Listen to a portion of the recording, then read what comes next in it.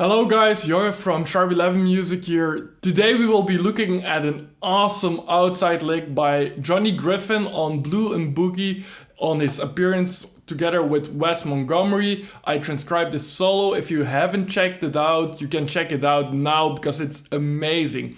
The lick I picked this week is a lick that, that really strikes you in the face. Like, I know the first time I heard it, and that was when I was driving the car, and you're listening to this solo and it's sounding great. And then suddenly there comes this awesome outside lick. It's like I was in the car like, whoa, what's that? Whoa. I had to park the car, just rewind and listen to it back a few times. It's so amazing, I think. Let's listen one time more to the lick because it's over before you know.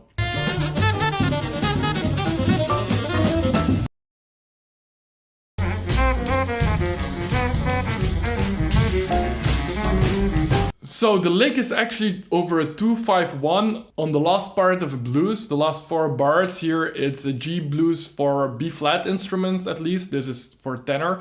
I'm talking now. And then we have an A minor 7, a D7, and then 2 bars of G7. That's how it works in very regular blues. So you can see him here playing clearly inside on this A minor 7. He starts on the 9 and goes down back to the 3rd of the chord. So very inside, and then he starts developing that motive, half tone lower the first 2 notes. Yeah, he actually doesn't play that last C I just played, but that's the main idea.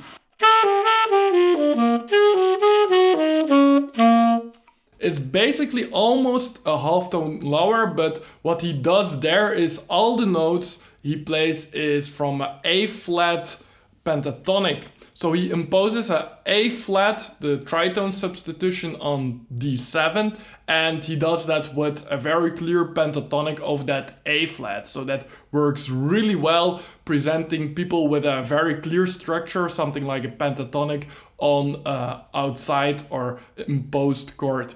But that's just the start here, guys, because he continues quite outside, and let's see what's happening there. I wrote in there a G7 in the original transcription because that's what's kind of supposed to be there, but he actually extends on this D7, or A flat 7, just like you want if you really want to adapt to what Johnny Griffin is playing here. But he extends his outside ID here over the G7, so basically he still is playing this D7, and then he enters in the sharp 11 and the sharp 9. So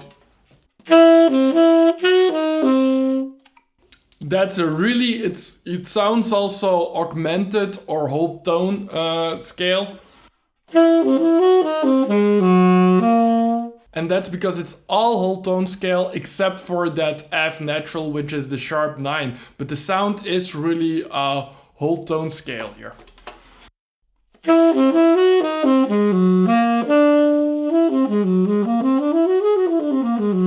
What I like a lot about it's that he has this outside concept here, but also the rhythm. There are some accelerations almost in his line where he puts, like I wrote it like 16ths. It's kind of an acceleration. He comes out of this 8-note pattern, which he did till now basically for like a minute or the most part of his solo.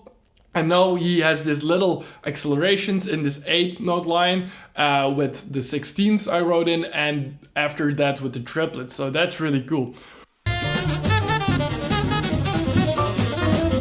And then he still stays on the D7 for that last bar, but then he makes it more clear with a very basic bebop way of outlining a D7 there. That's a really...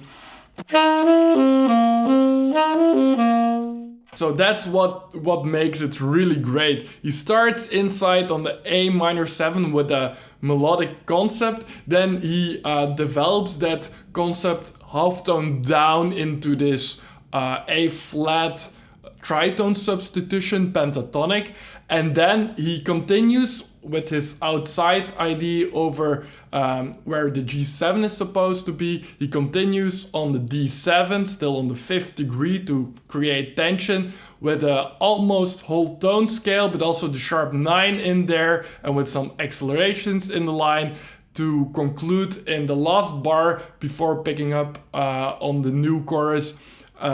Still on the D7, still creating the tension, but more inside tension on a D7. The whole line here consists of so many cool elements, guys. That's really awesome. Leave your thoughts down here in the comments. I certainly want to hear what you think about that lick, if you like it as much as I do, or what you think in general about Johnny Griffin's playing, because I know that a lot of people like him, but although he's great and a great player, I think he's not that famous as he could have been. Most saxophone players I know kind of him, like, oh yeah, I kind of heard him a few times with Monk or anybody, or on his own albums, but I think he's probably a player that got a little bit forgotten over time, because if we talk about tenor players, mostly it's Rollins, Coltrane, Brecker, Coleman Hawkins, and rightly so, of course. You cannot,